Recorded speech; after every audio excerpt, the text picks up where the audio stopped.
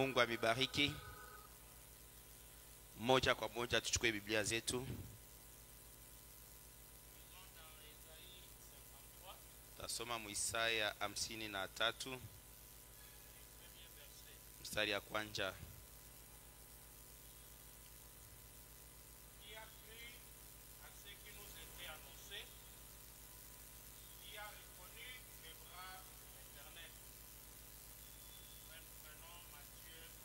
Kisha tunachukua Mathayo 11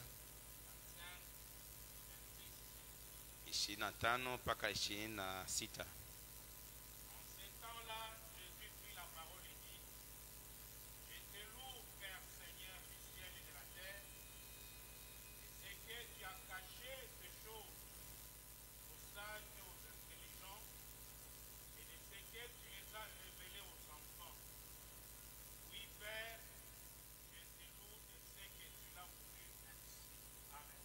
Amina. Taomba.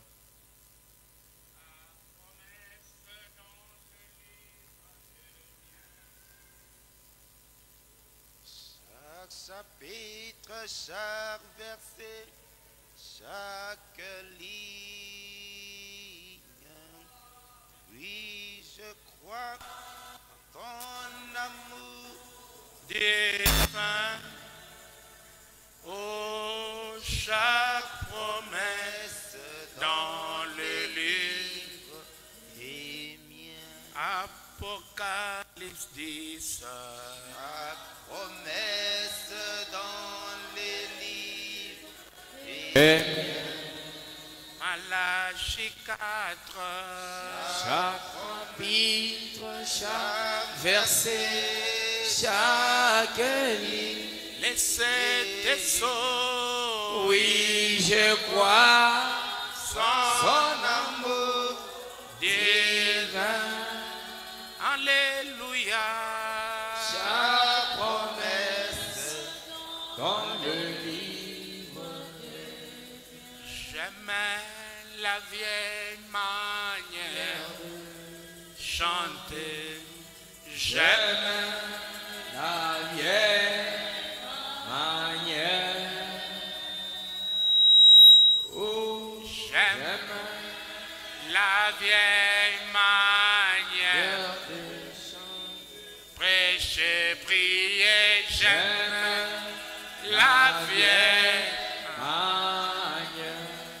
Oh, moi je loue mon Sauveur partout, c'est vrai. Partout je vais. Oui. Partout je vais. Moi je loue mon Sauveur partout je vais, car il y a dans mon âme. Merci Seigneur Jésus pour cet après-midi. Ça a été ta grâce, ça a été ta protection, ça a été ta miséricorde. Venir ici dans ta présence, alors que nous sommes là dans l'expectative, que tu puisses nous parler sur ces 7 sceaux. Merci pour le prophète William Branham. Merci pour l'ange. Merci pour le Saint-Esprit. Merci pour le ministère. Laisse que ta grâce soutienne chaque auditeur. Bénis ceux qui sont déjà ici, tes enfants, même ceux qui sont en chemin et tous ceux qui suivront en ligne. Nous avons besoin de toi, Papa, au nom de Jésus-Christ, notre Dieu. Amen. Veuillez vous asseoir. Oui, nous avons introduit les 7 sceaux dimanche par Dieu se cache et se révèle dans la simplicité. Ndio tuliingiza miuri 7 Jumapili, Mungu anadificha kisha anadifunua katika unyenyekevu. J'ai toujours compris que quelqu'un qui aborde les sceaux tout en négligeant Dieu se cache, il a manqué la clé.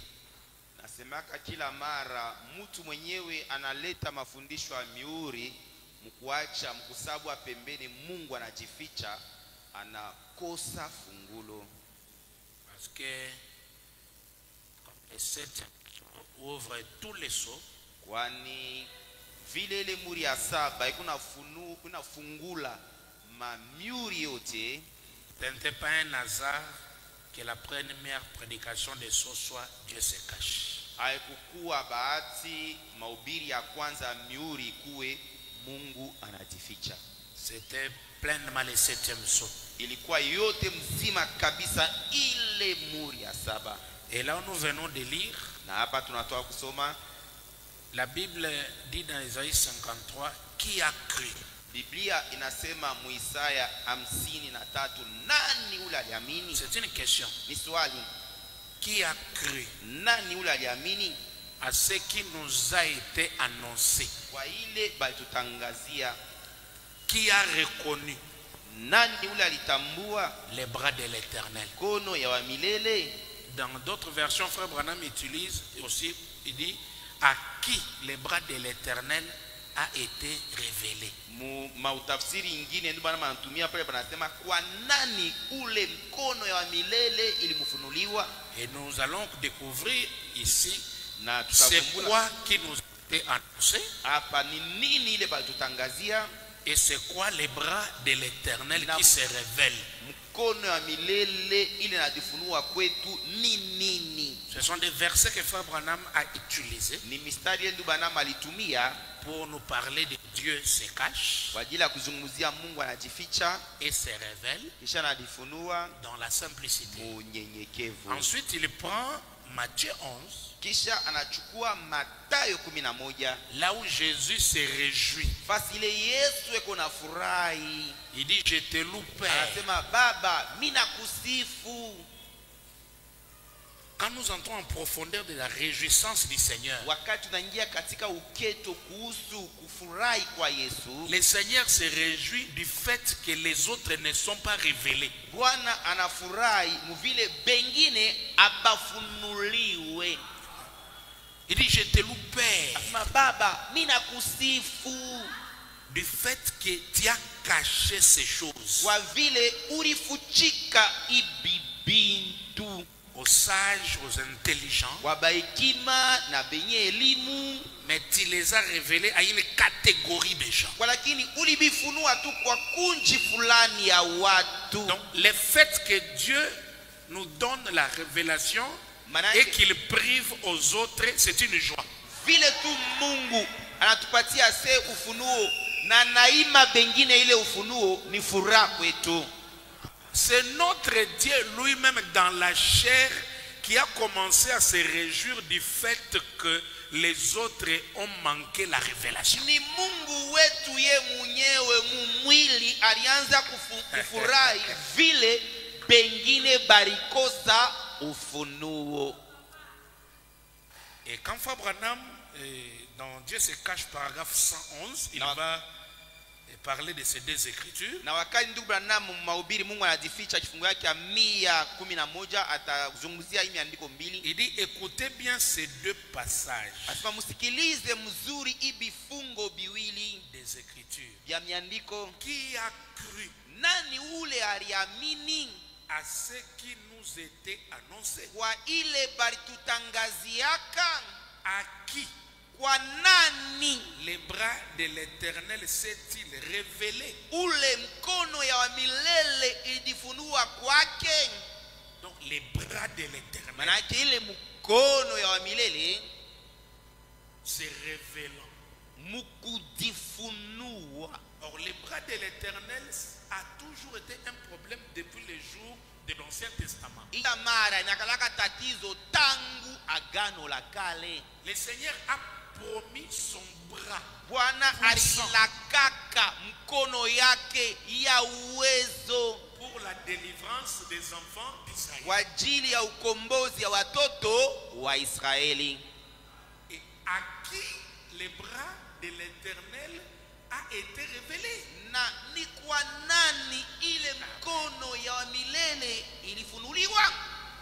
Les gens pouvaient s'attendre qu'en Égypte, le ciel s'ouvrira et qu'un grand bras de l'Éternel va descendre pour dire je viens vous délivrer de l'esclavage. Batu waleza kuongoja mumbisi asema mbinguni ifunguke na mkono mnene wa milele chuke iseme mina kuya kumikomboa mubutumwa. Mais lorsque le jour de la délivrance est arrivé, Lakini pale siku ya ukombozi ilifika, Dieu appelle un homme.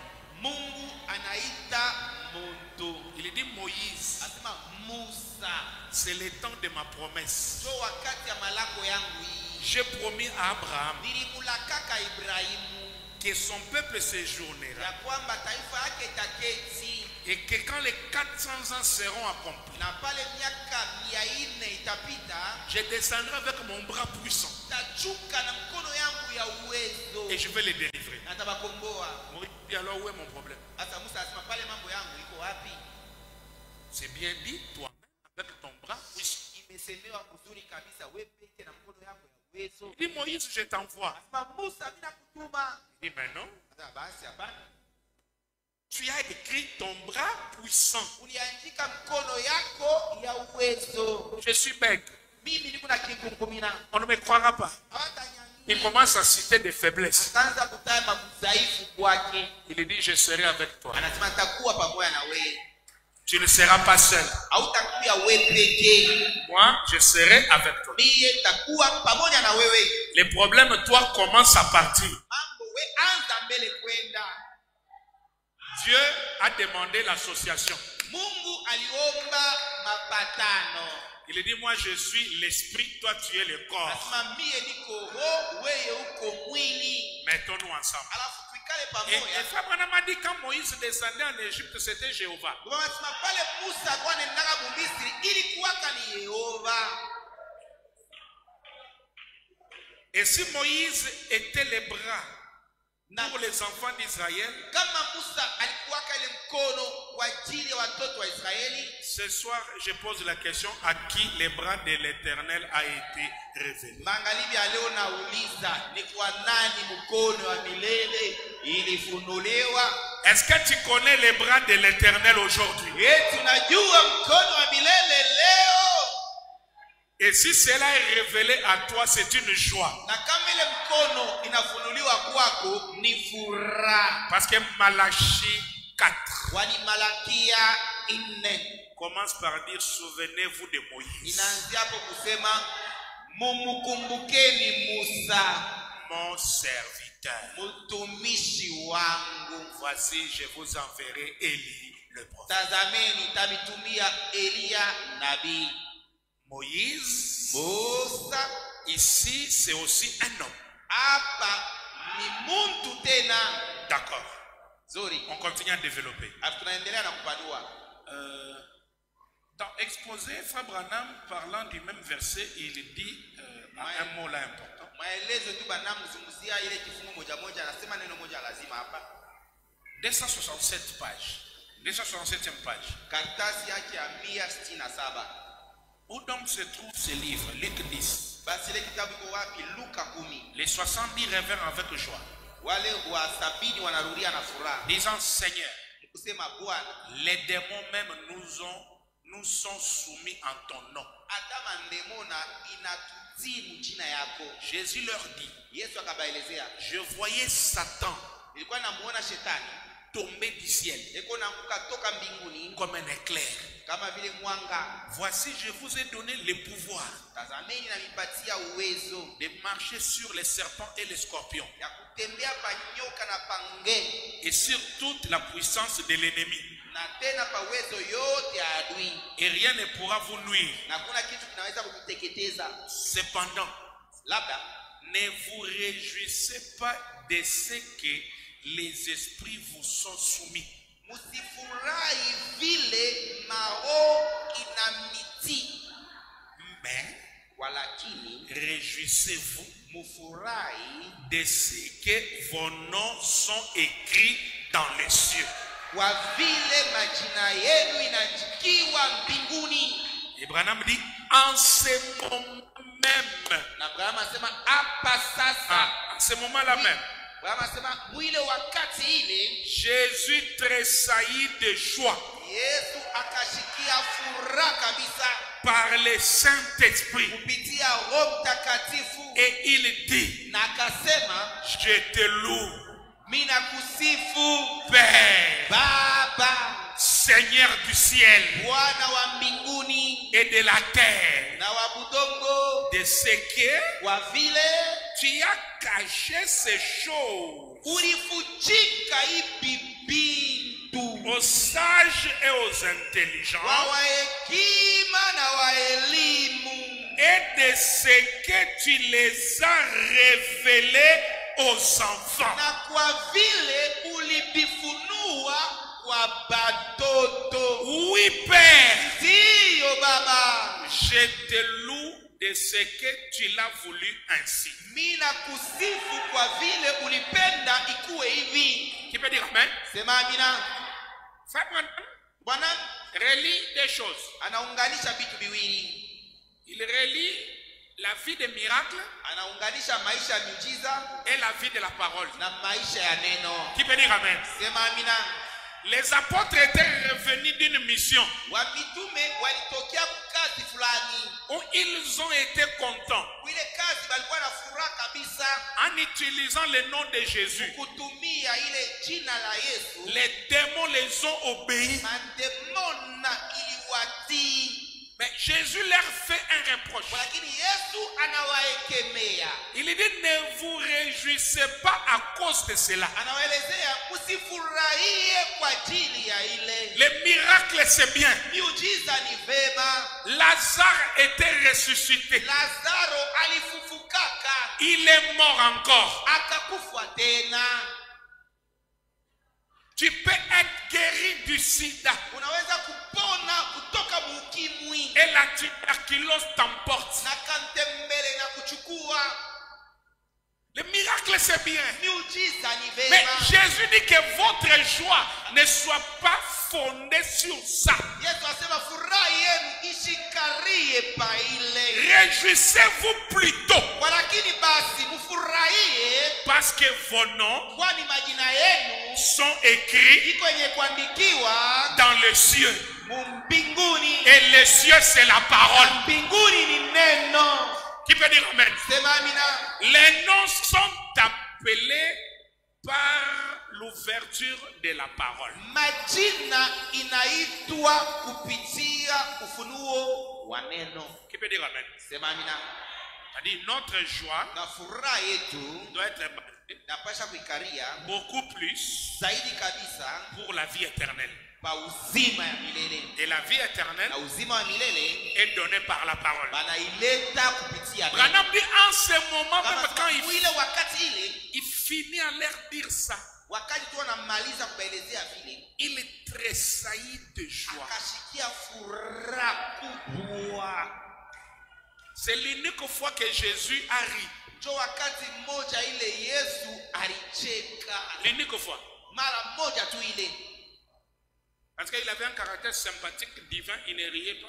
Juu alikuwa na ile Son tabia visage ya kimungu, alikuwa anachikeneka keneka sura yake, n'était ni dans la joie ni en colère. haikuwa wala mfuraha wala mshishilani, Un visage sympathique. ilikuwa tu ni sura tu ya wazi kabisa. C'est comme ça que Frère Branham le décrit. Yule ndio banama anamfasiria. Tu ne peux pas voir son visage changer en colère ou en joie. Hawezi kuona sura yake kuna kishilani wala iko na furaha, Mais l'unique fois lakini mara moja tu où ile Jésus tressaillit de Yesu joie, alisikiaka furaha. c'est parce que Ni kwani le Père Baba a caché les choses. alifuchika bintu. Il a caché quoi? Alifuchika nini? Les choses. Bintu. Les choses sont dans la Bible. Bintu biko mu Biblia. Jésus loue le Père Yesu anamusifu Baba parce que le Père a caché quoi? Les choses Baba alifuchika nini? Bintu. aux sages, aux Kwa intelligents. baikima na benye elimu. Mais il a révélé ça aux enfants. Alipifunua kwa batoto. Alléluia! Haleluya. Je suis heureux d'être parmi les enfants. Biko na heri ya kuwa kati ya batoto. Avançons un peu. Tuendelee kwanza. Dans Dieu se cache prêcher à Albuquerque. Mungu anajificha ila alihubiri ku Albuquerque. Ouais. C'est une autre prédication qu'il a prêché en avril. Mahubiri ingine alihubiraka mwezi wa 4 dans la cité de Albuquerque. Ile town ya Albuquerque. Ndio. Paragraphe 57. Kifungu yake ya 57. C'était un mois après l'ouverture des choses. Ilikuwa tu ni mwezi mzima kisha ufungulivu wa mihuri. Il a voulu continuer avec la pensée de Dieu se cache. Alipenda kuendelea na ile mafikiri ya Mungu anajificha. Il dit au paragraphe 57. Anasema kifungu yake 57. Vous savez, mnajua Dieu est très grand. Mungu eko mkubwa kabisa. Il se cache anajifichaka dans la simplicité. Munyenyekevu. Et puis il s'y révèle. Kisha anajifunua kamo. Il s'y cache. Anajifichaka mo. La simplicité. Munyenyekevu. Se révèle dans la Kisha simplicité. anajifunua kamo munyenyekevu. Et Dieu est très grand. Na Mungu eko mkubwa kabisa. Il peut se rendre simple. Anaweza kujikuisha unyenyekevu. C'est ce qui le rend grand. Ni kule kunyenyekevu ndio kunamkuisha mkubwa kabisa. Beaucoup le manquent à cause de la simplicité. Mingi banamulusaka kwa ajili ya kule kunyenyekevu. Des moyens simples par lesquels il se cache. Manamna ya unyenyekevu kupitia ile kunajificha. Or nous savons ijapo tunajua que l'homme ya kwamba mtu ne peut pas faire cela. Hawezi kufanya ile. L'homme mtu ne peut pas se faire assez grand pour être simple. Hawezi kujifanya mkubwa kabisa kwa ajili ya kuwa mnyenyekevu. Vous voyez? Unaona? Eh bien, ce qui rend Dieu si grand, ile namkuishaka Mungu mkubwa kabisa, c'est le fait qu'il peut être si simple. Vile anaweza kuwa mnyenyekevu kabisa. Et Dieu na Mungu ne se révèle pas dans la grandeur. Adifunuwake kamwe mkubwa. Ce que nous appelons grandeur. Ile shetu kunaita mkubwa. En tout cas, c'est une vérité incontournable. Beaucoup manquent ou ratent Dieu par des moyens simples qu'il emploie pour se cacher ou pour se révéler.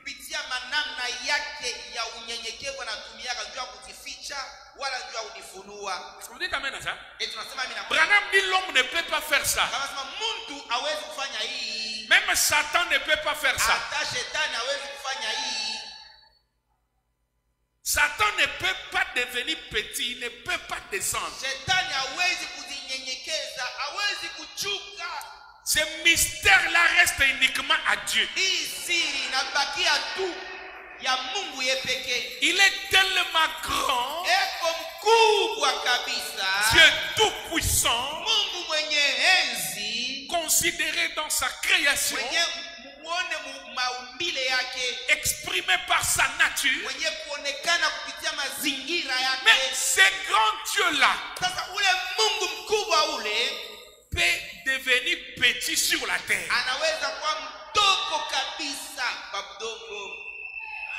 Un bébé pleurant dans la crèche. Frère Branham dit Jéhovah pleurait dans la crèche.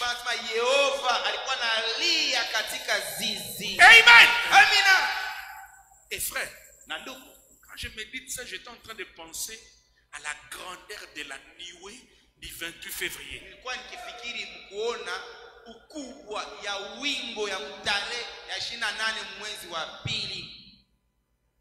La nuée là, avait 43 km sur 28 km.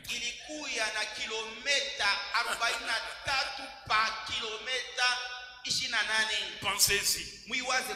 Un truc de 48 km sur 28.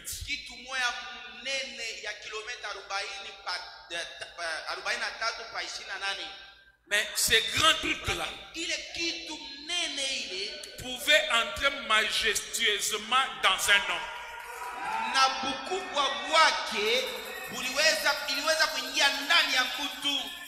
Ça, c'est la grandeur de Dieu.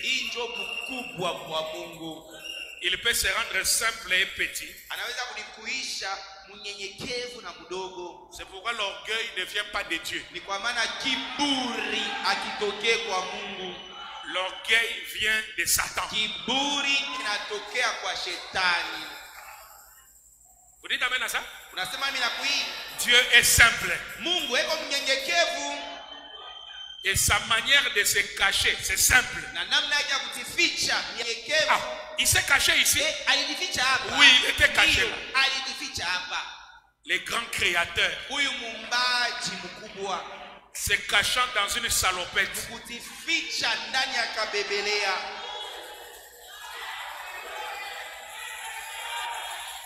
Ce jour-là, Ile siku ile les créateurs en salopette muumbaji mkabebelea étaient dans les bois alikuwaka mpori et ils pouvaient appeler les écureuils. na aliwezaka kuita makindi. En salopette, les Mkabebelea créateurs. muumbaji. Parce que Frère Branham n'est pas créateur. Kwani ndugu Branham asina muumbaji. Il n'y a qu'un seul Yuko tu créateur. muumbaji moja tu. Elohim de la jeunesse. Elohima wa kumwanjo. Celui qui marcha sur les Yeye eaux. ule kwa anatembeaka pa maji. Et ce Dieu de jeunesse là Na ule Mungu wa mwanjo ule a marché alitembea à Kentucky Kentucky portant une salopette mwenye kuvala et kabebelea créant les écureuils. na mkuumba makindi. Qui peut dire amen? Sema amina.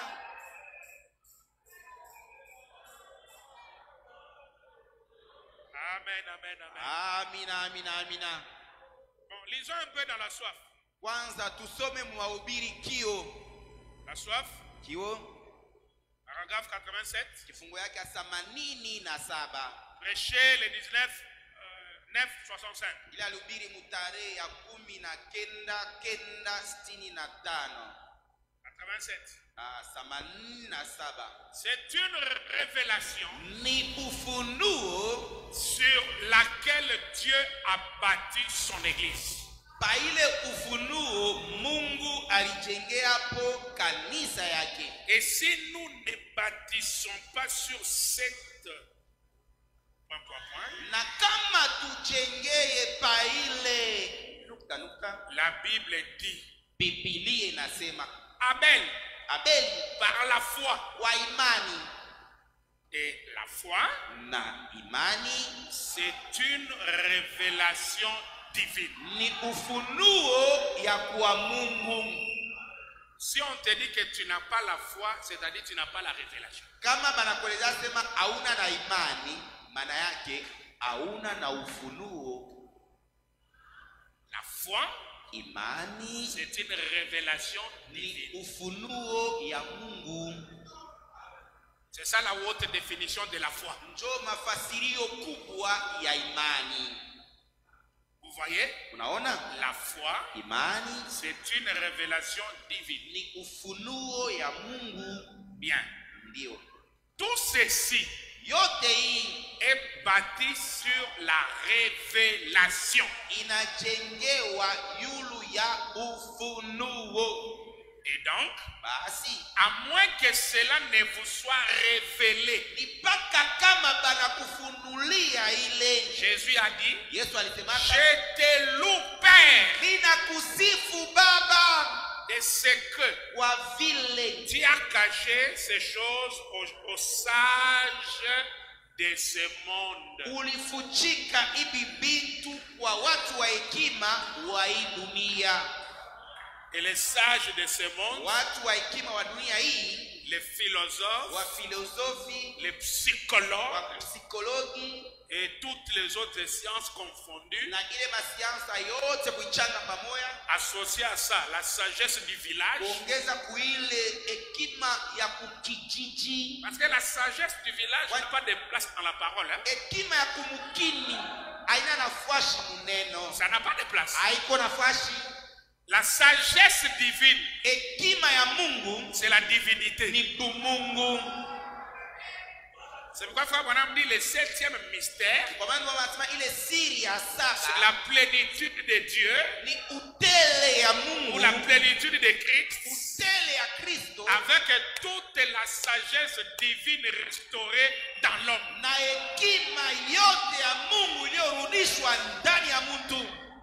Amen. Amina. Être sage signifie avoir Dieu. Kuwa wa hekima maana yake kuwa na Mungu. Mais les sages du monde Lakini wa hekima wa dunia ne verront pas. hawataona. Tu as caché ces choses aux sages de ce monde. Ulifuchika hivi vitu kwa wa hekima wa hii dunia. Et de ce que tu les as révélés aux Ya enfants. kwa vile ulivifunua tu kwa batoto. Qui sont les enfants? Batoto ni banani? Qui veulent apprendre. Bale banapenda kujifunza. Qui veut apprendre? Comment ça Bale va banapenda moi-même? kufunda. Moi-même. Ah.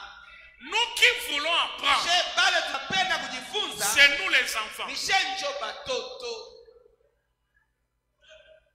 Alors, LRH a commencé les enseignements sur les 7 choses, ces grands enseignants. Asa Elrash alianza mafundisho kwa miuri 7. Huyu mwalimu mkubwa Qui était là. achana naye.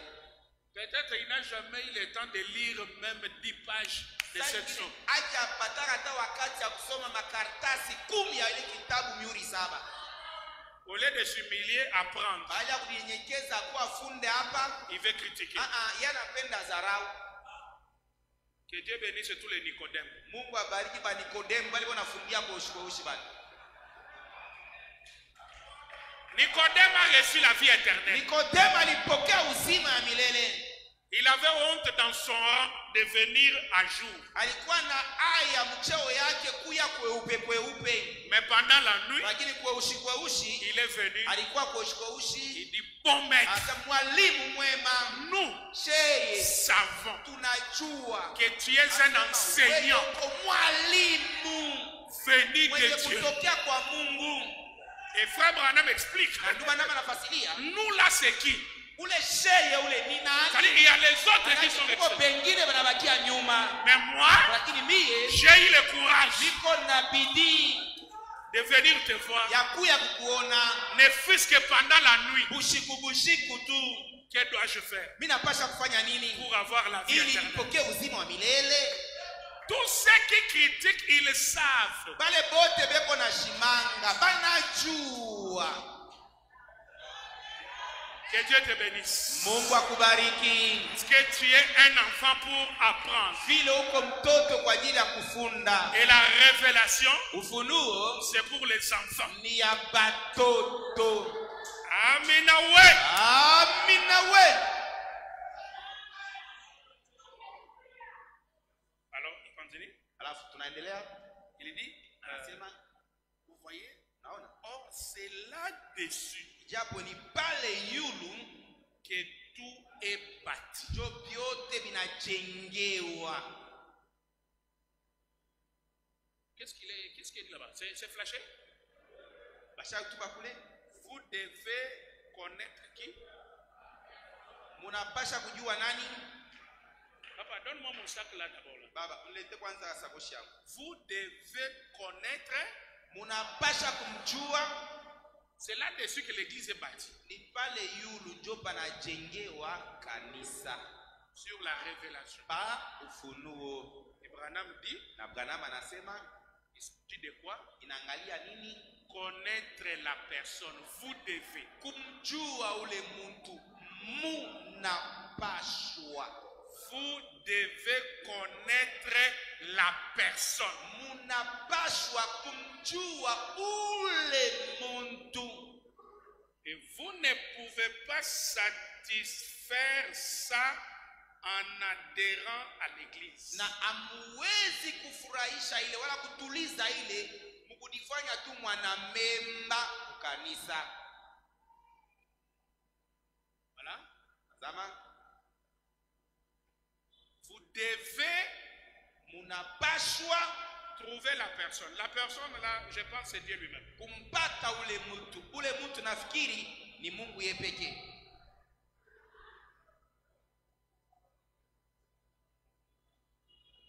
Vous ne pouvez pas na amwezi satisfaire ça en adhérant à l'église. kufurahisha ile kujifanya tu mwanamemba kukanisa. Vous devez trouver la personne. Munapasha kumpata ule mtu, Dieu lui-même, Mungu yeye pekee, qui est la parole, ule eko neno, l'interprétation ile utafsiri de lui-même yake yeye pekee aujourd'hui.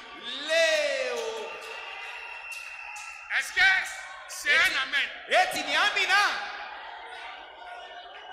Est-ce que tu peux m'aider à dire à celui qui est à côté que Dieu c'est une personne? Eti unaweza kunisaidia kumwelezea ule kumpembeni yako asema Mungu ni muntu.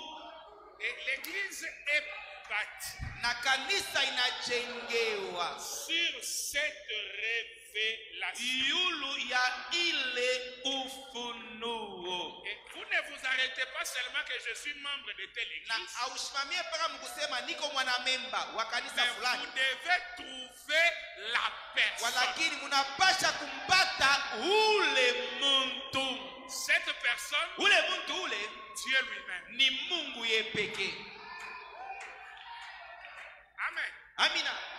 Dieu lui-même. Mungu ye pekee. Et continue de dire, Anaendelea anasema qui est la parole ule anakuwa neno et l'interprétation na utafsiri de lui-même yake ye pekee aujourd'hui. leo. Les promesses Ile malako qu'il a faites ile alifanyaka pour aujourd'hui. kwa ajili ya leo. Les gens Watu qu'il allait avoir wale alipasha kupata en ces jours-ci. uishiku hii, L'église kanisa sans tache bila taka ni ri, wala kikunjo, ça ne veut pas dire aishie kusema une dénomination. zebu, Ça veut dire inatia kusema les personnes, bantu, les individus watu binafsi sans tache bila taka ni ri. wala kikunjo. Écoutez, Sikiliza, de deux personnes kati ya wawili wa watu qui wawili seront dans un lit, wale watakuwa mkitanda moja, je prendrai l'une tachukua mmoja et je laisserai na l'autre. taacha ule mwingine. Deux Wawili dans un champ, ndani ya shamba, je prendrai l'une tachukua mmoja et je na laisserai l'autre. taacha ule mwingine. Voilà la conséquence de la révélation.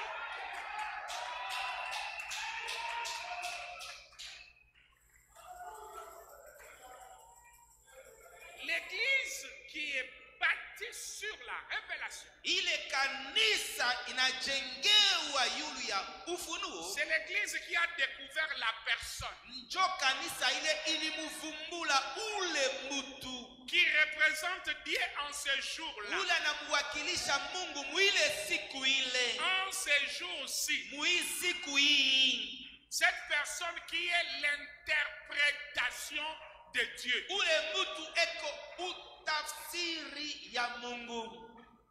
Même l'église, ce n'est pas la dénomination, ce sont des personnes. Hata kanisa haiko zehebu, ni watu, Les individus bantu binafsi qui ont capté cette révélation. bale balishika ile ufunuo.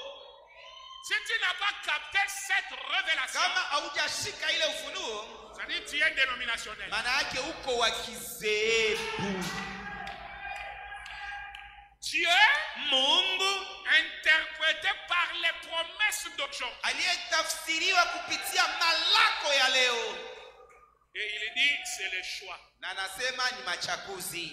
Deux sur le lit, Wawili mkitanda moja, je prendrai un chukua mmoja et je laisserai. na tamwacha ule mwingine. C'est-à-dire la révélation peut séparer les Maana yake ufunuo inaweza kutenganisha. deux dans un champ. Wawili mshamba moja, Dieu prend un, Mungu anachukua mmoja, il lui révèle, anamfunulia et l'autre il lui na ule laisse. mwingine anamwacha vile. La révélation, c'est la révolution. Ufunuo ni kutomboka. La révélation Révélation peut séparer deux camarades intimes. Ufunuo inaweza kutenganisha warafiki wawili waliopendana kabisa. Est-ce que c'est la vérité? Eti ni ukweli? La révélation peut séparer même des familles. Ufunuo inaweza kutenganisha hata mafamilia. Ça peut séparer même des foyers. Inaweza kutenganisha hata majamaa. Si Dieu se révèle et à toi et à ta femme, c'est la grâce. Kama Mungu anajifunua na kwako na kwa mke wako ni neema. C'est pourquoi quand Elohim parle les choses sérieuses à Abraham, Abraham ne le dit pas à sa femme. Wakati Elohima anaelezea Ibrahimu vitu vya heshima kabisa, Ibrahimu asimwelezee ovyo bibi yake. Amen. Amina. Amen. Amina. Donc c'est possible. Dans la même assemblée, Dieu se cache aux autres. Mungu anajificha kwa wengine. Et il se révèle aux autres. Anajifunua kwa wengine. C'est possible. Inawezekana. La question de la vie, swali ya uzima wa milele, c'est de découvrir la personne. Ni kumuvumbula ule muntu. La personne. Ule muntu. Qui représente Dieu. Mwenye kona muwakilisha Mungu. Amina. Amina. Abraham m'explique aussi que des deux là que Dieu prend un, il laisse l'autre.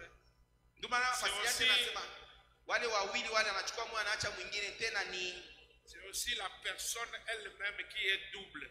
Ni ule muntu ye moya eko maradufu wala mara mbili.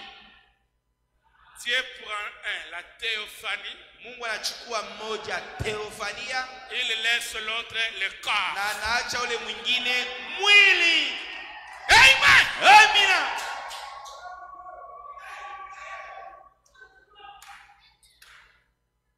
C'est profond.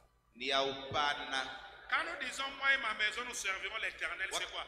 C'est moi qui ai à l'intérieur la théophanie, ma maison, mon corps. Niyo niko ndani na nyumba yangu, mwili yangu.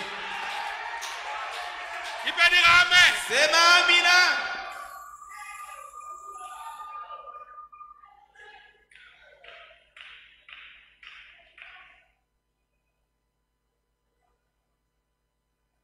Essayez de rendre un service à Dieu. Ujaribu kumfanyia Mungu kazi. Paragraphe 122. Kifungu yake 122. Et toute la parole est inspirée. Na neno yote inapuliziwa. Et il a dit. Na alisemaka.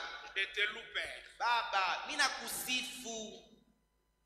Si moi je me réjouis de sorte que Dieu me révèle la parole et que les autres ne sont pas révélés.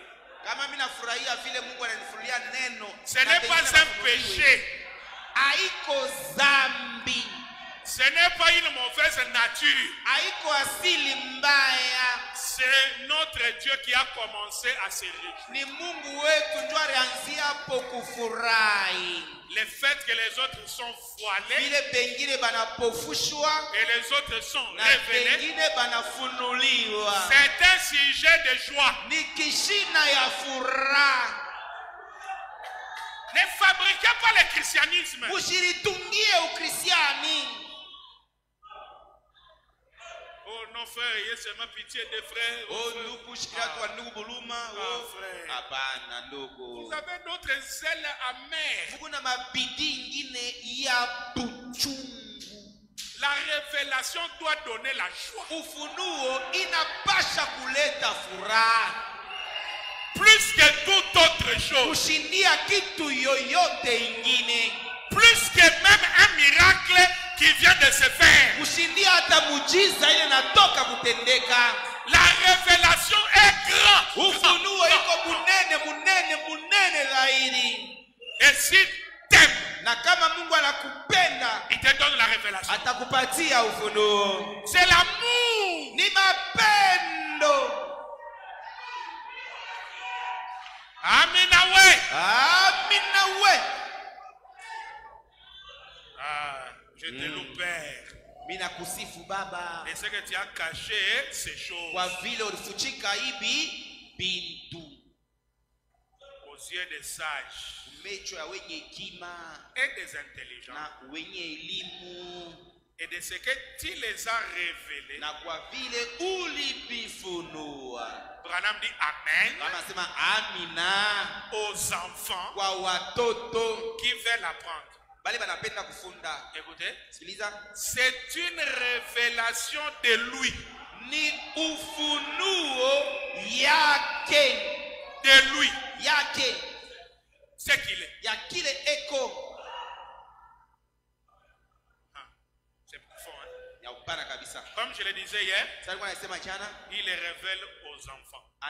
anaifunua kwa batoto. Écoutez, Sikiliza, je l'ai dit dans les âges de l'Église ici. nilisema vizazi vya kanisa, Je pourrais les lire encore. naweza tena kuisema tena. D'exposer des âges dans Maelezo ya vizazi, les discernements de l'esprit. ufafanuo wa roho. Frère Branham continue à interpréter, ce n'est pas la chair et le sang qui t'ont révélé. Alitafsiri asema Père, haiko binadamu kufunulia kwa, lakini Sur cette pierre, kwa hii ribwe je bâtirai mon église. tajengea hapo Frère Branham kanisa yangu. Branham explique, anafasilia ile mambo, il dit, anasema cette pierre-là ile ribwe ile n'est pas Jésus. haiko Yesu. L'église Kanisa n'est pas bâtie sur Jésus. haiko yenye kujengewa yulu ya Yesu, Sinon, ça jettera la confusion. sivyo italeta mvuruko. Il dit, mais l'église est bâtie sur qui est Jésus. Anasema kanisa inajengewa yulu ya Yesu ni nani? Donc, il s'agit Inaangalia de la révélation ufunuo de lui-même. yake ye peke. Est-ce que vous comprenez ça? Tunaelewa hii? Ce n'est pas Jésus. Haiko Yesu, Mais walakini qui est Jésus? Yesu ni nani? C'est sur ça que l'église est bâtie. Chopa ile banajengea kanisa. Abraham dit, Mama anasema c'est dans ce discours de Tente. mbeko ya utenganisho 30. Il dit, tout prédicateur, Anasema sheba ministre uvi, ou tout pasteur doit mchungaji wote croire que Jésus-Christ anapaswa kuamini kwamba Yesu Kristo est le même eko sawasawa hier, jana, aujourd'hui, leo éternellement, na hata milele. dans les moindres détails, Uketo yote à l'exception mukutoshako le corps physique. hii mwili yake hii. Qui peut dire Amen? Sema amina. Il est le même dans les moindres détails, dans tout, à l'exception du corps physique. Eko sawasawa mubyote muketo mukutoshako hii mwili yake ya minofu. Si tu prends le corps physique né de Marie Manake ukichukua hii mwili yake ya mnofu iliyozalika kwa Maria et les répertorier à chaque âge, à chaque na temps, tu kuipeleka es une semence de discorde. huko mbeko ya utenganisho. C'est Jésus-là, Huyu Yesu huyu ce qu'il était hier, kile alikuwaka jana en tout, mubyote, il l'est aujourd'hui, kile eko tena leo en tout, mubyote, sauf kutoshako le corps. ile mwili yake ya minofu. Est-ce que quelqu'un lève la main et dit Amen? Inyua mkono seme amina.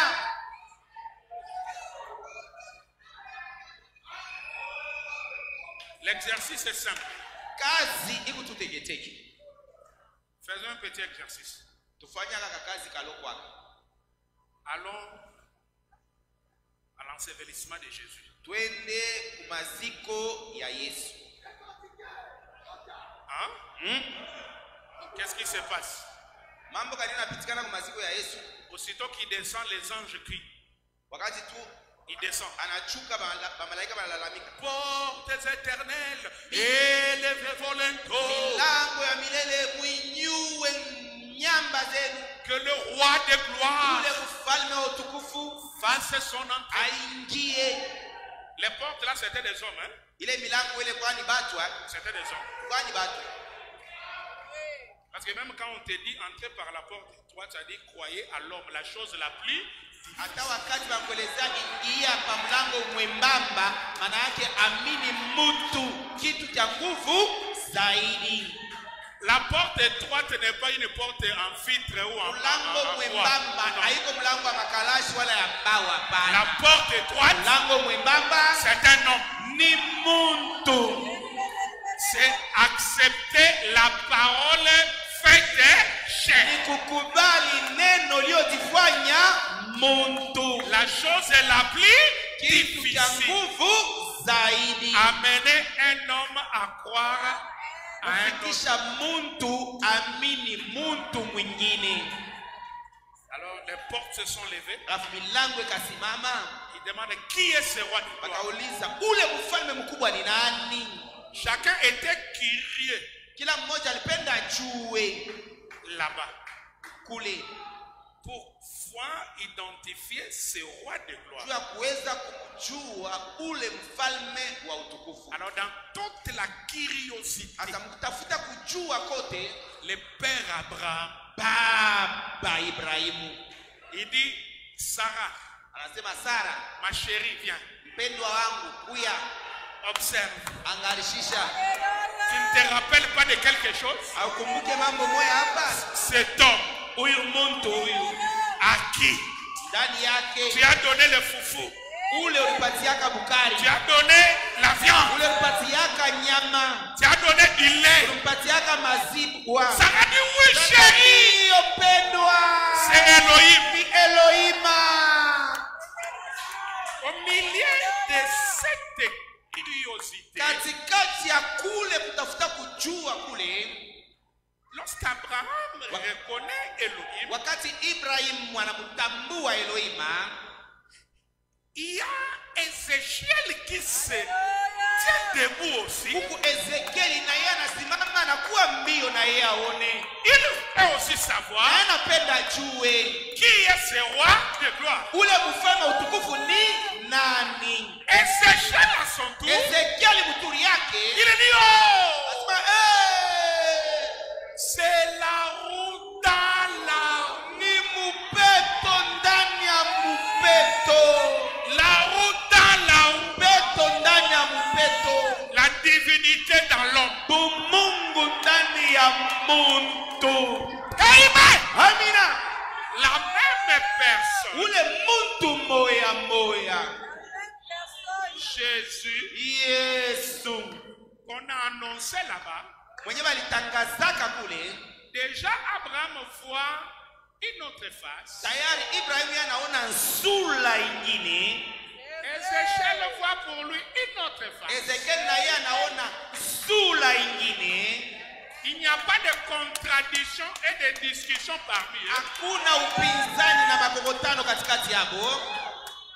Et lorsque Daniel Na s'approche, wakati Danieli anakaribia mbio, pour Daniel, kwa ajili ya Danieli, Jésus, Yesu c'est la pierre ni ile ribwe qui s'est détachée yenye ilitoka de la montagne kumulima sans le secours d'une bila main. msaada ya mkono. Qui peut dire Alléluia? Haleluya! Vous voyez ça? Unaona ile L'église n'est pas bâtie sur Jésus, kanisa haiko yenye kujengewa yulu ya Yesu, mais l'église est bâtie sur qui est walakini Jésus. kanisa inajengewa pa Yesu ni nani. Qui peut dire Amen? Sema amina. Alors regarde à côté de toi. Sasa angalia kumpembeni yako, Dis-lui, umwelezee, toi tu es allé voir qui? wewe ulipashaka kuona nani? Si tu étais là, Umulize, tu es allé voir qui? kama ulikuyaka hapo, wewe ulipashaka kuona nani? Autrement dit, Mkusema kwingine, qui est Jésus en ce jour? Yesu leo ni nani? Qui est Jésus Yesu ni nani ce jour? leo? C'est sur ça Ni paile que l'église est bâtie. jo kanisa inajengewa. C'est pourquoi il nous dit dans la citation précédente, Kwa maana tuelezea mwandiko litangulia, vous devez trouver la personne. munapasha kumpata ule muntu. Là où Jésus se cache. Fasi ile Yesu anajificha Et il se révèle na anajifunua dans la personne. ndani ya ule muntu. Et si tu as cette révélation ressuscitée, Na kama uko na ile ufunuo, weza maisha yako. ce n'est pas moi qui dis ça. Haina mie ndio mimi nasema hii. Jésus lui-même. Yesu ye Il mwenyewe dit, il est dans l'église qui est bâtie sur le roc. asema kanisa linachengewa yule ya mwamba, Même les séjours des morts hata makao ya lufu ne prévaudront point contre cette église. haitatawala kamwe ile kanisa. Qui peut dire Amen? Sema amina. Et si on dit, ils ne prévaudront point, Na ila si on dit, ils ne prévaudront point, kama nasema hawatamuwina, c'est qu'il y aura le combat. maana yake kutakuya vita, C'est qu'il y aura la guerre. maana yake kutakuwa bukomvi. On dit, cette église-là Maana yake ile kanisa ile sera combattue mais jamais vaincue. bataikombanisha kwa, lakini habataiwinaka. Est-ce que tu es là? Tuko hapa. Gloire au Seigneur. Utukufu kwa Bwana. Alors, je te déclare la réussite. Mina kutangazia kuweza. Tu réussiras. Utaweza. Même si les choses sont dures. Hata kama bintu biko nguvu. Toi, Weye. qui as découvert Weye ule rivumbula. la personne, Ule muntu. là où Dieu se cache, Fasi ile Mungu anajificha. là où Dieu se révèle, Fasi ile Mungu anadifunua. la victoire, Ushindi c'est votre part. ni yako. Je veux que tu lèves la main Minapenda uinue et mkono. tu dises Amen, Na useme Amen, amina, Amen. amina, amina. Hey.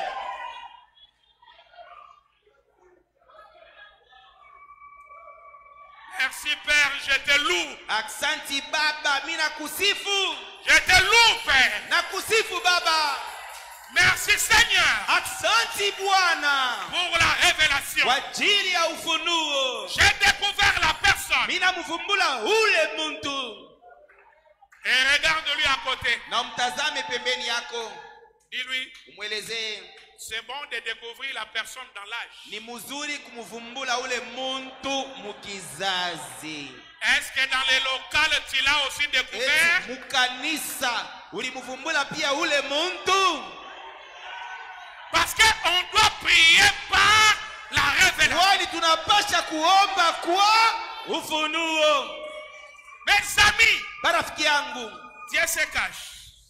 Il se révèle Mungu anajificha, anajifunua dans la simplicité. unyenyekevu. En résumé, Branham veut te montrer que le programme de Dieu pour toi se fera à travers un homme. Mukifupi, Mungu anapenda kukonesha sema mapo ya Mungu kwa ajili yako itafanizika kupitia muntu. Dans l'âge, Mukizazi, c'est frère Branham. ule muntu ni ndugu Branham. C'est Amen, Alléluia, Amen. Amina, aleluya, amina. Mais dans les Sasa locales, mukanisa, est-ce que tu as la révélation de la personne? eti uko na ufunuo ya ule muntu. C'est ça le problème. Cha swali ile. Parce que Dieu Kwani Mungu se cache, anajifichaka il se kisha révèle anajifunuaka dans la simplicité. unyenyekevu. Si tu comprends, dis Amen. Kama unaelewa sema amina. Dis Amen très Sema fort. amina nguvu zaidi.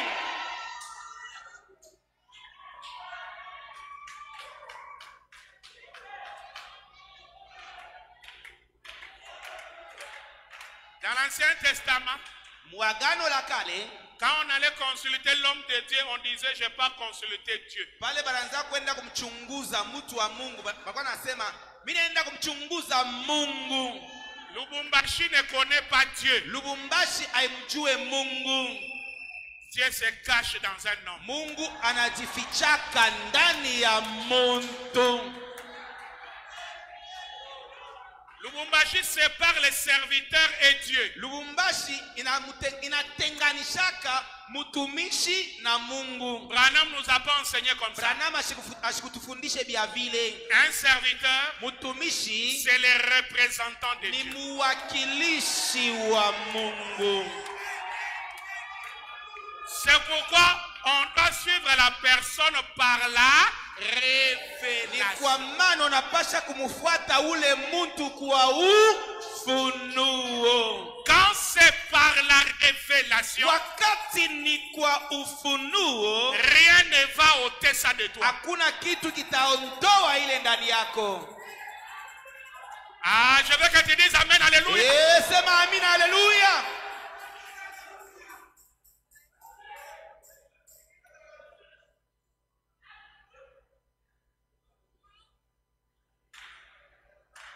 Maintenant, un jour, Frère Branham Sasa shikumwa ndugu Branham pris aussi comme sujet de la prédication alichukua kama kishina ya mahubiri. qui a cru à ce qui nous était annoncé.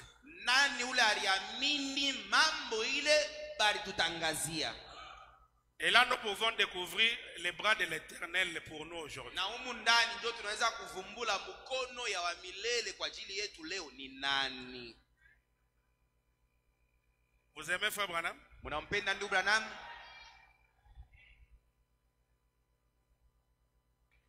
Je vais lire d'abord le 6e saut avant de lire ça. Kwanza atasoma muhuri ya 6 mbele mie kusoma ile. Paragraphe 400.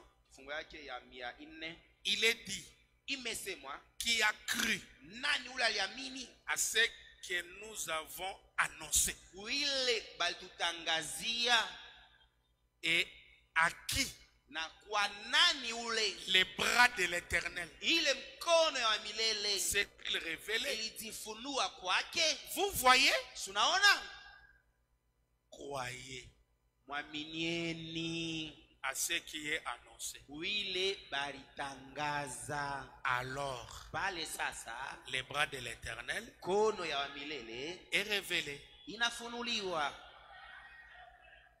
Les bras, Ile mkono, la parole de Dieu neno ya Mungu est révélée. inafunuliwa. Amen. Amina. Combien savent que Moïse était la parole de Dieu? Bangapi banajua kwamba Musa alikuwaka neno ya Mungu? C'est ce que Frère Branham dit dans Dieu dévoilé. Ndio kile mduma masema Mungu aliyejifunua. Moïse Musa voilé alikuwa nafunika. était la parole vivante. Musa aliyefunikwa alikuwaka neno iliyo hai. Les bras de l'Éternel, c'est la parole du jour. Na mkono ya milele ni neno ya siku yako. Branham vous dit croyez Branham anakuelezea amini à ce qui est annoncé. kuile balitangaza. Est-ce que vous croyez? Tunaamini. Amen. Amina. Alors écoutez ici. Sasa sikiliza hapa. Qui a cru à ce qui nous était annoncé? Nani aliamini kuile balitutangazia? Paragraphe 33. Fungu yake 43. Il dit ça peut prendre un tout petit peu de temps Sinaweza kuchukua wakati kiloko avant que je puisse sentir l'ange du Seigneur. mbele amie nimsikie malaika wa Bwana. Vous voyez, c'est l'onction qui fait cela. Unaona ni upako ndio unafanya ile. Est-ce que quelqu'un a capté quelque chose? Tunaelewa kitu moja hapa? C'est l'onction qui fait Ni cela. upako ndio unafanya ile.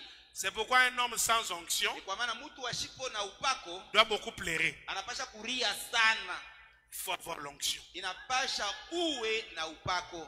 C'est l'onction Ni upako qui donne l'interprétation même des Écritures. ndio kunaleta utafsiri ya miandiko. C'est l'onction Ni upako qui donne la parole avec précision mot à mot. ndio kunaletaka neno na hakikisho yote msemo kwa msemo. C'est l'onction Ni upako qui révèle la présence de l'ange. ndio kunafunua uwepo ya ule malaika.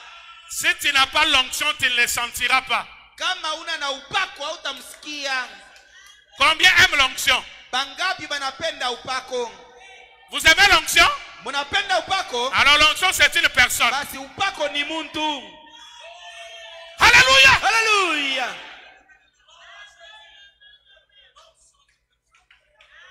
C'est l'onction qui fait cela. Ni upako ndio unafanya ile. Ma prière, c'est que Dieu te donne l'onction. Maombi yangu ni kusema Mungu akupatie upako. Parce que pour tout, il faut l'onction. Kwani kwa ajili ya vyote inapaswa paka upako. L'onction de la victoire, Upako ya ushindi, l'onction de la réussite, upako ya kufaulu, l'onction de l'élévation, upako ya kuinuliwa, l'onction de, l'onction de, l'onction upako ya. Et pourquoi pas l'onction des millions? Na kwa nini upako ya milioni? L'onction de la compréhension claire, Upako ya usikilivu bora, l'onction de la vie éternelle. upako ya uzima ya milele. Branham dit c'est l'onction qui fait cela. Anasema ni upako ndio kunafanya ile. Il peut discerner que l'ange est là. Unaweza kushikia sema malaika yewe kwa hapa.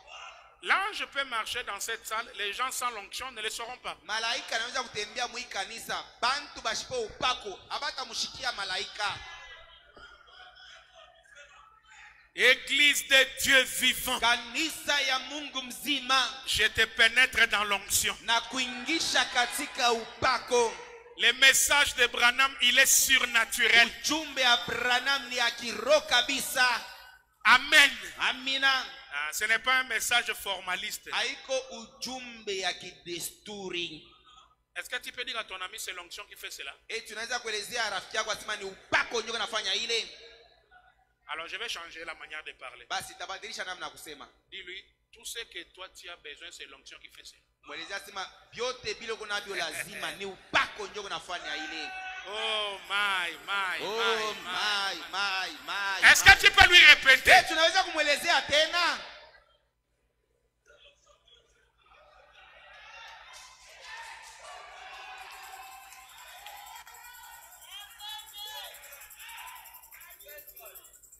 Les diacres, écoutez-moi bien. Bashemasi, munisikilize mzuri kabisa. Les diacres. Bashemasi, Quand il y a l'onction, wakati kuko upako, c'est le moment où le peuple doit profiter. jo wakati ile taifa inapasha kufaidikia. Parce que tout ce dont nous avons besoin, c'est l'onction qui fait cela. Kwani vyote bile tuko navyo lazima ni upako nje kunavifanya.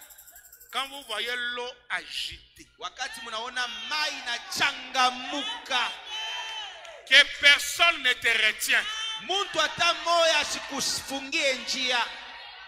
Vous me suivez bien? Unanielewa mzuri? Que personne ne t'empêche. Hata mtu mmoja asikuzuize.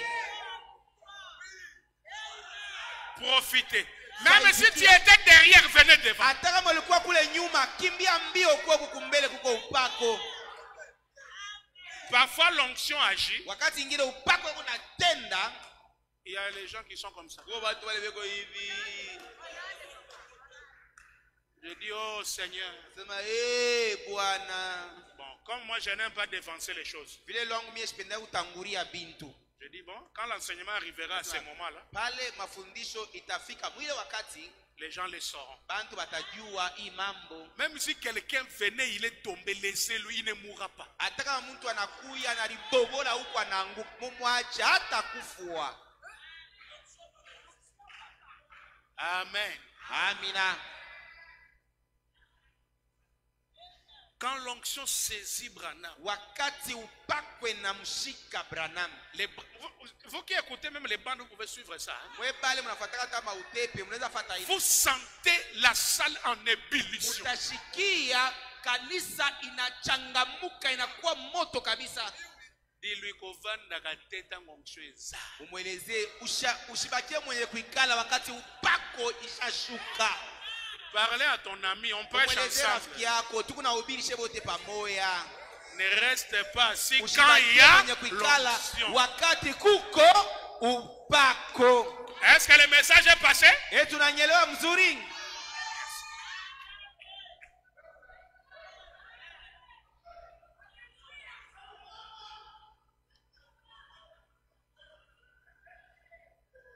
Il y a des moments Kuko mawakati où ça demande à l'église que les gens soient calmes. ile inalombesha mkanisa bantu babakie kimya. Parce qu'il y a des sphères de la parole où ça demande rester calme pour bien suivre. Kwani kubipande vingine vya neno vinalombesha mbakie kimya njoo kufuata kwa makini. Et il y a des sphères Na kuma vipande vingine ya neno où l'eau entre en pale agitation. mai inaanza kuchangamuka na changamuka. Suivez les mouvements de l'esprit. Fata maandamano ya roho. Hein? Hein? Ah. J'ai entendu un jour les administrateurs dire, ce frère-là va payer les chaises. Mishika siku moja badami basema ule ndugu akivunja kichi atakilipa.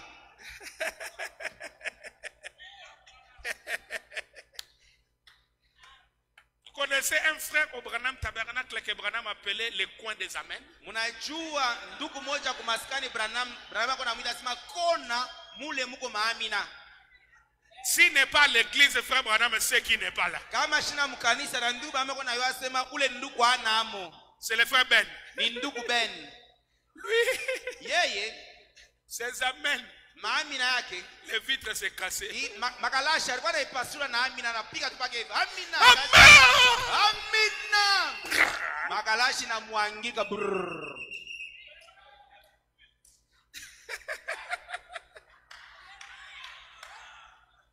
Là, les administrateurs, arrangez seulement. Pale kama isha kupasuka. C'est l'onction qui fait cela. Ni upako ndio unafanya ile kazi. C'est l'onction qui fait Ni cela. upako unafanya ile. Dans une église où les chaises ne se cassent pas, je doute. Mukanisa mule picha bivunjike na shakia. Je doute. Na shakia. On ne peut pas lier le Saint-Esprit. Abawezi kumfunga Roho Mtakatifu.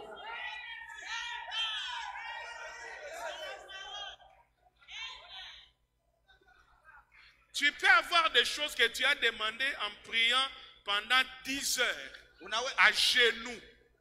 10 heures à genoux. Unaweza kupata bintu bila uliomba mu maombi mu masaa 10 kumagochi. Mais une onction de 5 minutes Lakini upako ya dakika 5 peut résoudre cela. inaweza kukupatia ile vitu. Alléluia! Hallelujah!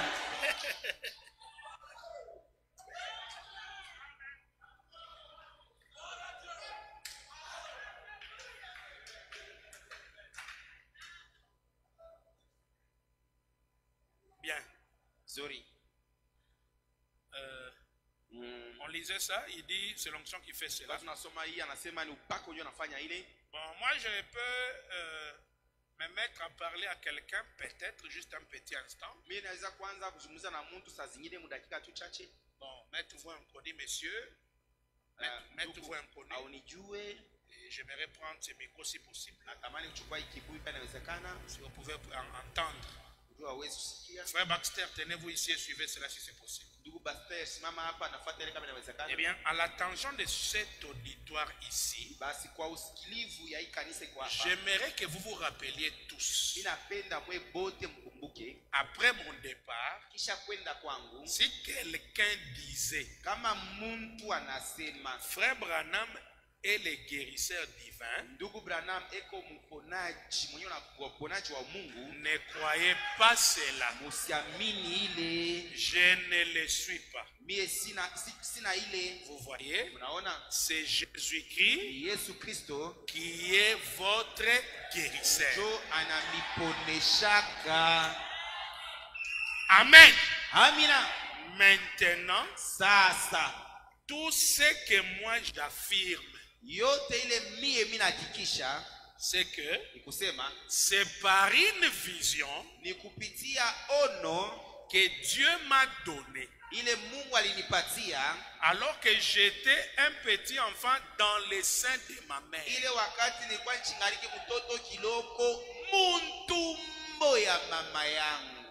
À ma naissance, juste quelques minutes après, cela est venu en tourbillonnant là où j'étais. Cela m'accompagne depuis lors.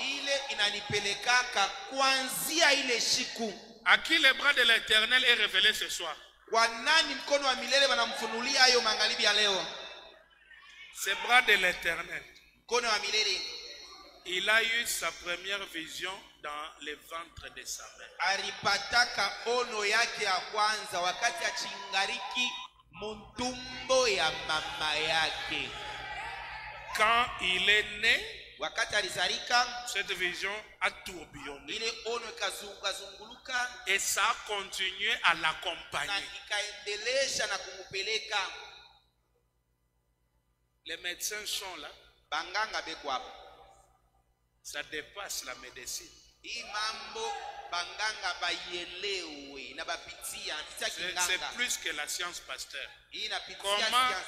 Parce que l'enfant dans le ventre, ce n'est pas un enfant, il n'a pas de vie. Juu mtoto mtumbo ana na uzima, ni bimanyama tu. Mais lui a eu sa première vision. Walakini yari pataka ono yake ya kwanja muntumbo ya mama yake. En anglais, on dit in the womb.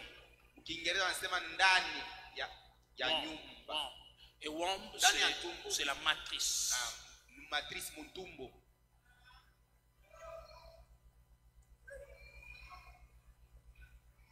Et ce Branham, c'est votre ami.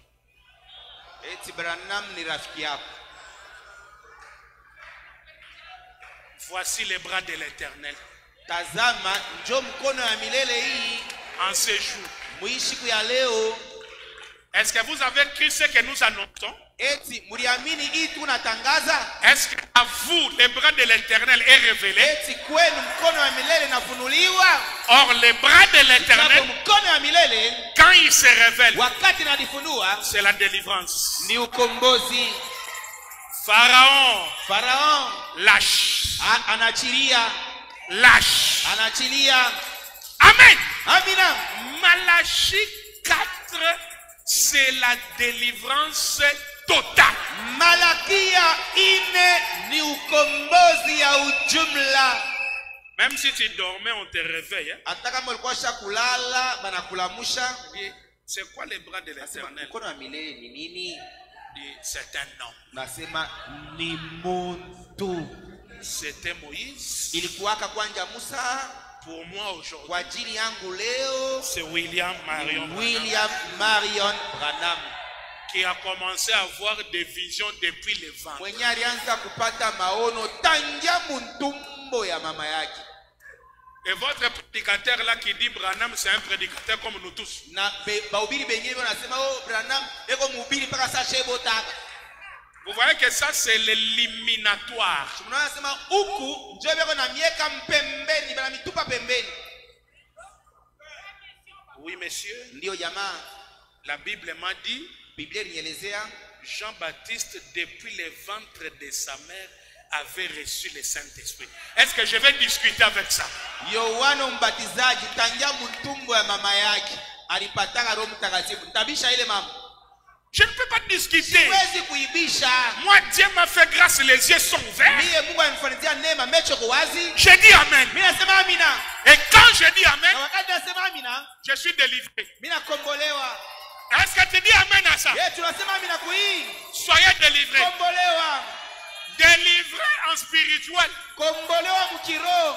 Délivré en physique. Kombolewa mkimwili. Délivré en finance. Kombolewa mkipesa.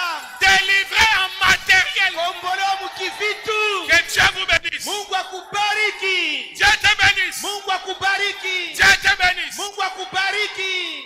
Ah, je te loupé. Oh baba mimi nakusifu. Est-ce que quelqu'un peut dire je te loupé? Unaweza kusema mimi nakusifu baba?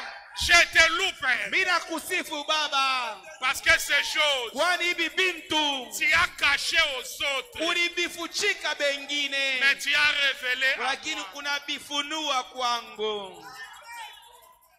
Christian Salem. Christian Salem. Quand les hommes diront paix et sûreté, il m'a dit, ah là là, Alléluia. Amen. Amina. Gloire à Jésus. Utukufu kwa Yesu. Pourquoi seulement moi? En voilà le pourquoi. Il m'a aimé par sa grâce. Il m'a chuchoté à l'oreille. Il revient bientôt Jésus. Et voilà, il m'a dit d'être prêt. Alléluia. Amen, amen, amen. Merci Jésus. Sante Yesu.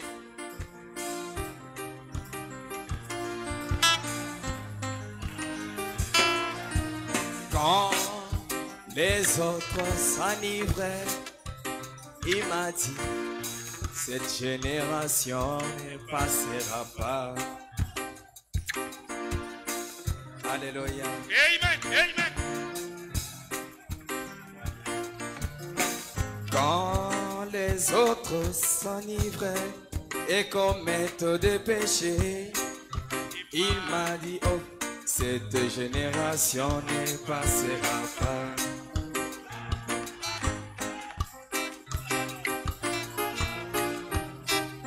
Oui, voilà le pourquoi il m'a aimé par sa grâce.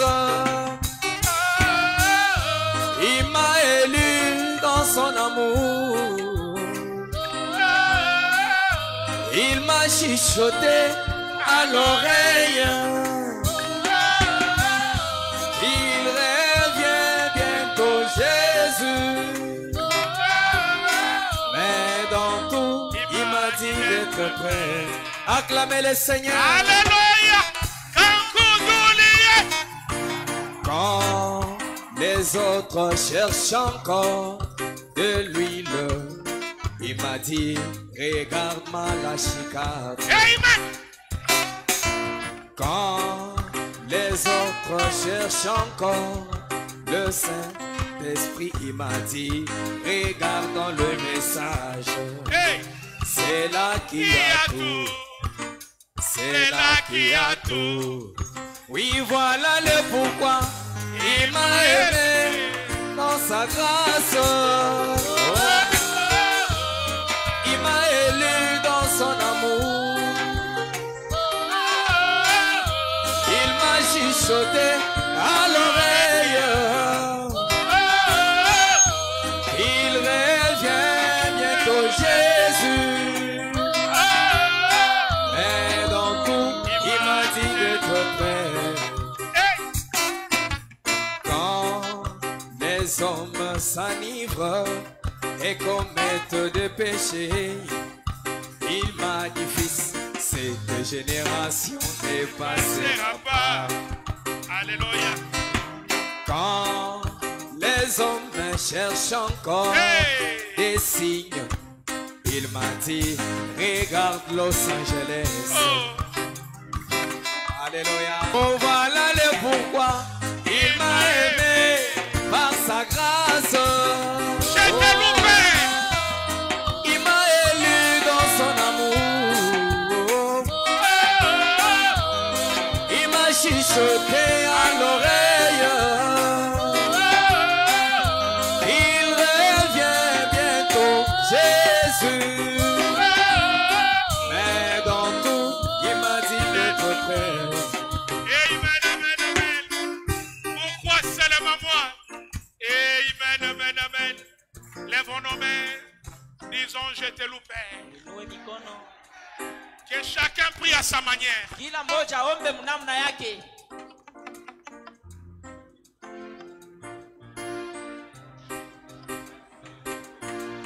Quand les hommes cherchent encore des signes, il m'a dit, regarde Los Angeles, quand ça va s'écrouler.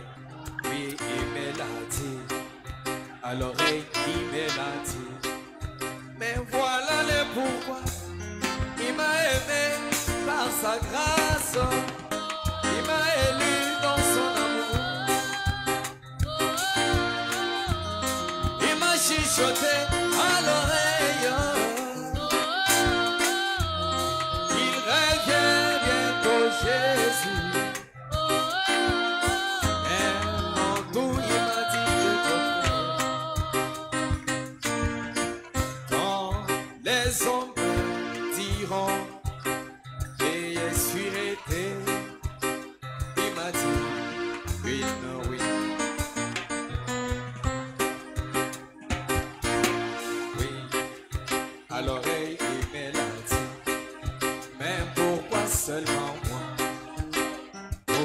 seulement moi? Mais pourquoi seulement moi? Pourquoi seulement moi? Pourquoi il a laissé tous ces grands de ce monde? Il n'est venu que pour les chercher. Mais pourquoi il a laissé tous ces grands de ce monde? Il est venu que se révéler à moi. Mais pourquoi seulement moi? Pourquoi seulement moi? Oui, voilà le pourquoi. Il m'a aimé en enfance. Il m'a élu dans son amour. Il m'a chuchoté à l'oreille. Il revient bientôt, Jésus. Et dans tout, il m'a dit d'être prêt.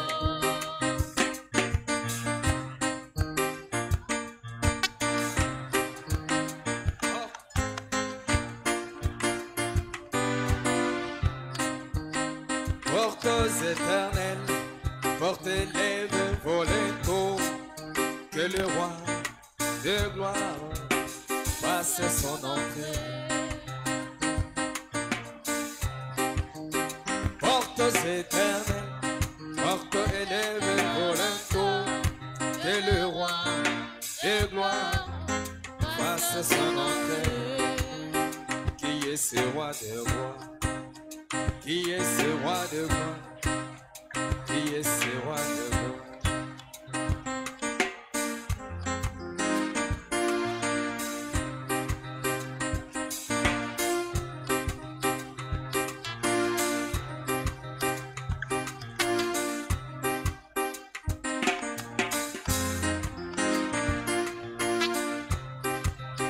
Portes éternelles, portes élèves volées que le roi de gloire fasse son entrée.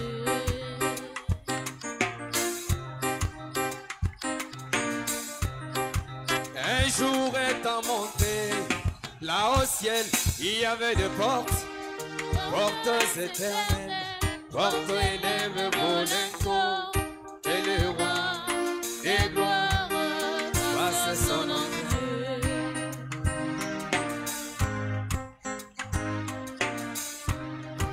Et encore aujourd'hui, sur terre, il y a des portes, et portes éternelles, portes élèves volées que le roi de gloire fasse son entrée. Qui est ce roi de gloire? Jésus-Christ, roi de gloire. Il est le Saint-Esprit, il est l'onction de Dieu. Qui est ce roi de gloire? Portes éternelles, portes élèves volées Et le roi de gloire fasse son entrée. La maladie, Élevez-vous, maladie, élevez-vous, la sorcellerie, élevez-vous, la fatigue, élevez-vous, élevez-vous, élevez-vous, que mon roi entre, élevez-vous, les mauvais onctions, élevez-vous, élevez-vous, élevez-vous, que le roi fasse son entrée. Fellowship, élevez-vous, fellowship, élevez-vous, est-ce que tu es malade? élevez-vous, Et roi de gloire, élevez-vous, qu'il fasse son entrée et qu'il te guérisse. Portes éternelles, portes élevées volées que le roi de gloire fasse son entrée.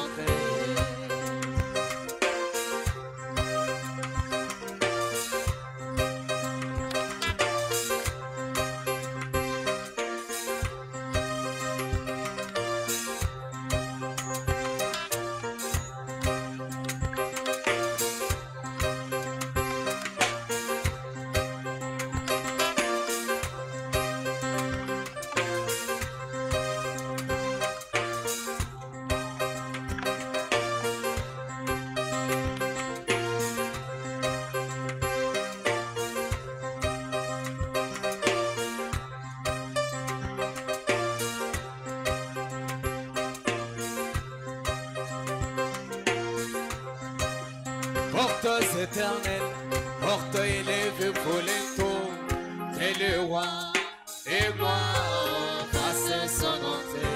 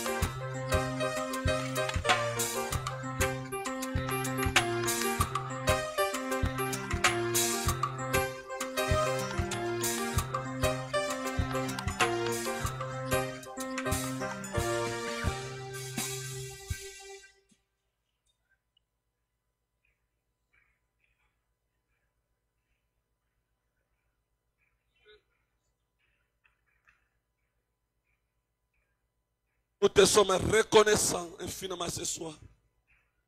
À cause de ta présence au milieu de nous, Seigneur. Nous t'acclamons à cause de ça, Seigneur. Nous te disons merci du fond de nos cœurs. Oh Dieu, tu nous as aimés, Seigneur. Tu nous as révélé, oh Père. Quelle révélation à ce temps où les hommes et les femmes sont dans l'ignorance, Père. Tu nous as fait grâce de te connaître, toi, Jésus-Christ. Ce que tu es à ce temps où nous sommes. Et tu as dit, devant cette révélation, même les portes de l'enfer ne pouvons jamais le vaincre. Et nous déclarons ce soir, à cause de cette révélation, que tout celui qui est entré ici malade, qu'il soit guéri au nom du Seigneur Jésus-Christ. Celui qui est entré ici avec un problème, que la solution soit à sa portée. Oh Dieu de William Branham, toi le Dieu des promesses infaillibles, Dieu de racheter au meilleur à ce soir. Nous avons besoin de toi. Nous t'avons vu de nos yeux, Seigneur. Guéris les malades, délivre les captifs, sauve les perdus. Oh Dieu, nous croyons à notre délivrance. Car le bras de l'Éternel nous a été révélé par ta grâce. Et ce bras, c'est la délivrance. Oh Seigneur, merci pour cela. Bénis ton serviteur où elle est davantage. Nous nous attendons à toi encore, Seigneur. Si telle sera ta volonté, nous serons ici encore le vendredi pour nourrir ton âme. Seigneur, nourris nos âmes. Bénis mon frère et ma soeur qui est venu. Nos frères et sœurs qui sont restés à la maison, ceux qui sont connectés en ligne, que la même onction les accompagne, Seigneur. Nous voulons entendre des miracles. Oh Dieu, merci pour ça. Bénis tous ceux qui travaillent dans cette église. Que cette onction que nous avons ici, cela nous accompagne dans nos maisons. Père, il a été dit par William Branham, lorsque vous quittez l'église, les anges de Dieu vous accompagnent. Libère tes anges maintenant, qui nous accompagnent en route, sur la moto, Seigneur, dans nos véhicules, partout où nous passerons, qu'en attendant nos maisons, que nous apportons la délivrance. Père, nous le croyons que tu vas le faire. Une fois de plus, nous t'acclamons encore, Seigneur. Nous te disons merci. Et nous croyons que tu l'as fait. Tout ceci, nous le demandons. Dans les noms qui ont décidé tous les noms qui a renversé l'enfer, le nom du Seigneur et Sauveur Jésus-Christ. Amen.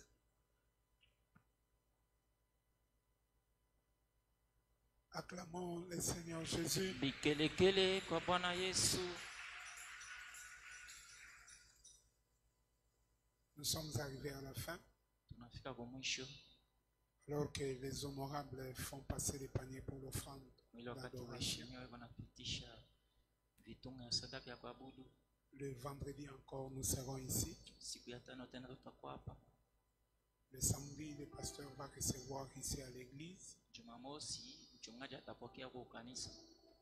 Et à 16h30, nous commencerons déjà l'adoration pour notre prière Une heure avec Jésus. Saa nne ya magharibi tutaanza kuabudu na maombi yetu ya saa moja na Yesu, Qui s'achève avec le service de délivrance et de prière. yenye itafungiwa na kazi ya ufungulivu na maombi. Du reste, que le Seigneur vous bénisse. Abaki Bwana ambariki. Une fois